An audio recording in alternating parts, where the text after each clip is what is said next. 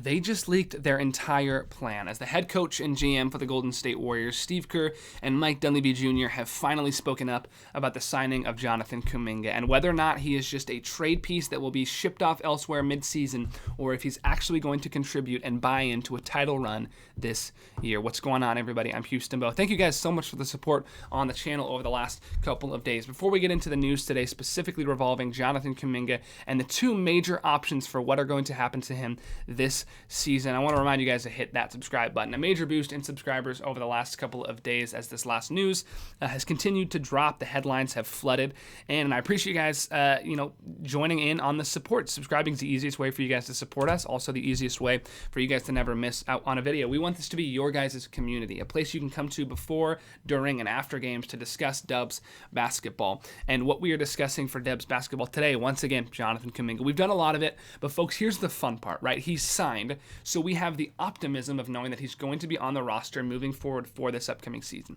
Now, there are two scenarios, which are fantastic scenarios for how he will be used this year, and one of them comes to our attention through this headline. The Warriors will immediately explore trade scenarios for Jonathan Kuminga when he becomes eligible to be moved on January 15th, per Shams, of course. Now, the $24.3 million salary will definitely be utilized for Golden State to find a better win now fit for their roster. And so this is option one, right? Option one is, hey, the first couple months go by, things are looking okay, maybe we're playing well, maybe we're playing not that well, but overall Jonathan Kuminga's contributions aren't where we want them to be.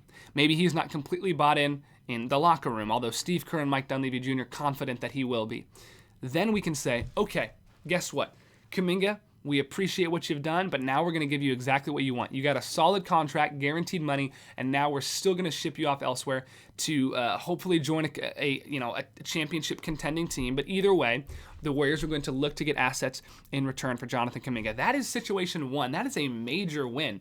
We sign Jonathan Kuminga to a solid deal. We ship the money off elsewhere and get great exchange in return for Jonathan Kuminga, get players that are win-now mentality bought into the franchise to hopefully win a title this year. Now, the other option is, guess what? Jonathan Kuminga joins the team. The first 4 months go amazing. Maybe we're a top 3 seed in the West, and then all of a sudden trading Jonathan Kuminga is not even on the table because we're playing so well. He's contributing heavily.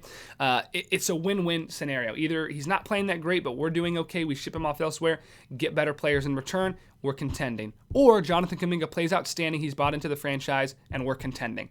Two win-win scenarios, which is why I'm so impressed with Mike Dunleavy Jr. and the front office with this decision. Steve Kerr plans to have an extended big picture conversation with Jonathan Kuminga in the next couple of days. And this is the master plan that we're talking about. Steve Kerr sitting down with Jonathan Kuminga to say, hey, here's the deal. These are the two options for you. Steve Kerr is not a hold the truth inside, beat around the bush type of guy. Steve Kerr will be honest with you. He is very much a player's coach. He was a player back in his day, a fantastic one at that, who won many championships. So he understands the business side of things, and I can imagine Steve Kerr will sit down with Jonathan Kuminga and say, hey, Johnny, here's the deal. We want you to be here. We want you to contribute. We want you to be a part of another championship-winning team as you've been before, even though he didn't really contribute a whole lot to that first championship in 2022. But we want you here. I know you want to be here. Let's find a way to make this work. You got to work on the things you need to improve on. Rebounding, shooting the three ball well, and defending at a high level. Jonathan Kuminga can fit on this team perfectly as a slasher, but in order for him to do that, he has to buy into the understanding that he is not going to be the star of this team. Big picture conversations going to be happening. And Kerr spoke to the media today, and I'm sure a lot with Jonathan Kuminga, about the fact that, hey, we have two all-stars on this team, two top 20 players in the league, and Steph and Jimmy. We're going to run our offense through them. And with JK, the more he can defend with activity, rebound, run the floor, there's a better chance he has to play. Everybody progresses at a different rate.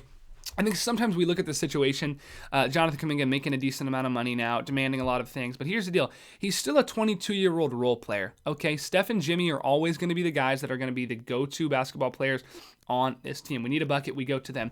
And when you watch Jonathan Kuminga work out in the offseason, he is practicing things and working on his game in areas that seem like he wants to be the go-to guy. He's working on D-book type fadeaways and Jason Tatum-ish step-back threes. Like, he's doing things that are preparing him to be the best player on a team. And that's not his role right now with the Golden State Warriors. Obviously, defending at a high level, rebounding the basketball, those aren't things that you're going to see intangibles that pull up in offseason highlights. So I'm sure those are things he's working on as well. But those are the things he's really going to need to zone in on over the first couple weeks of training camp and, of course, into the season. Mike Dunleavy Jr. is confident that Johnny will absolutely be bought into his role with the team and a desire to win the championship. And so that's what's exciting from the standpoint of, here's the deal. I love the Warriors. I love Jonathan Kuminga just as much. So I would be a major fan of the ability for him to rejoin the team, be a heavy contributor as a slasher. I actually think when you look at his game, his athleticism, he works perfectly with this team. He's a guy that can come off the bench and be an immediate explosion alongside Steph and Jimmy. He's a great pick and roll threat when he's knocking down threes. He's incredibly decisive at certain times, but the IQ side of things and the rebounding side of things has been a struggle. But it's encouraging to see Mike Dunleavy Jr. speaking out and say, hey, he will absolutely bought into this role with the team and desire to win a championship. And Steve Kerr had similar things to say. He said he's not the guy to come in and tear a team down. Jimmy's an alpha. Steph and Draymond are alphas. They run that locker room. I'm not worried about anything. And that's why I'm so encouraged as well for this upcoming season and the Jonathan Kuminga situation, because guess what?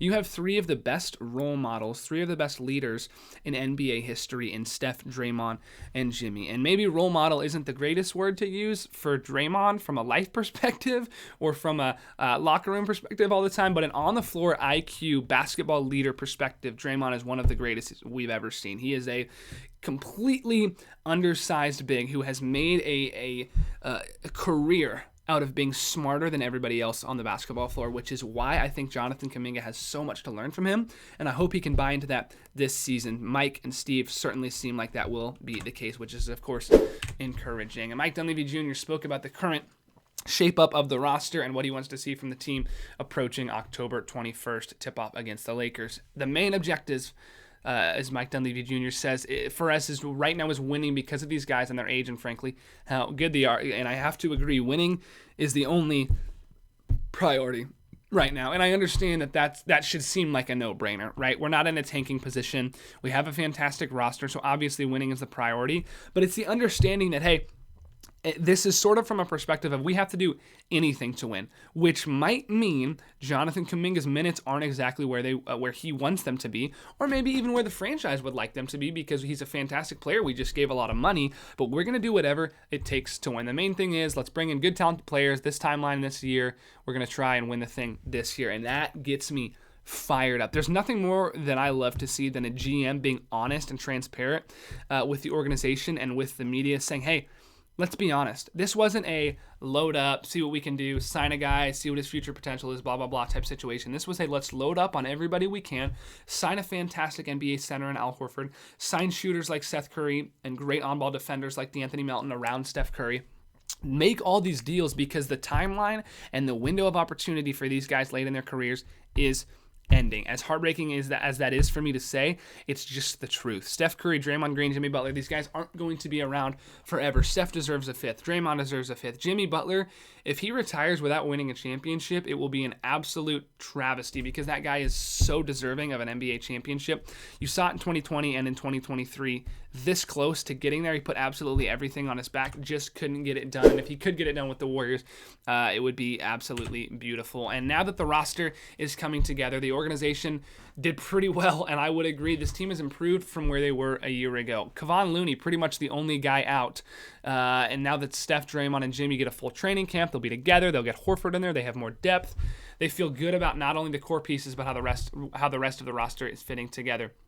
Again, from Nick Friedel. And this is why I'm so excited, but also when I look at this overarching plan and some of the pieces that are starting to falling together and the leaks that we get to see when these guys speak to the media is the understanding that, again, this is a win-win scenario for the Warriors with Jonathan Kuminga. The only negative that could come from this is if Jonathan Kuminga is just a locker room cancer who's causing all this drama. But guess what? We've sort of seen that in the past, and Steve Kerr's just put his butt on the bench. So I do think that there is the potential this year for a lot of positivity and a lot of optimism because of the way of the two scenarios that I drew out for you. Number one, he plays really good over the first 4 months. We keep him around because things are gelling. Maybe we're a top 3 seed in the West. We move forward. There's no need to make any moves because things are going so well. Or number two, he's playing okay. Maybe he's not playing that great. Maybe there's a little bit of drama, whatever. And you have an easy out, no trade clause. Just ship him off elsewhere January 15th. Get other role players in return. All of a sudden, the roster is even deeper, and we can make a run at a title. So I'm very, very excited. I'm very, very optimistic about how the front office has been speaking about this over these last couple of days. And now, today is the first day that we will see Jonathan Kuminga back in the Bay Area practicing with the team, and we will have all the news and headlines out on that over the next couple of days. Make sure to hit that subscribe button. Tune in for all Warriors stuff as we are just 20 days away from NBA Warriors basketball. 7 o'clock, I believe, if you're in the Bay Area. 10 o'clock, I think, if you're a Warriors fan. I'm going to be putting up videos about 1 and 2 a.m. after games. It is going to be an absolute grind this season, so please hit that subscribe button to support everything that we do on this channel. But we'll catch you guys in the next one. D'Anthony Melton, Al Horford, Seth Curry.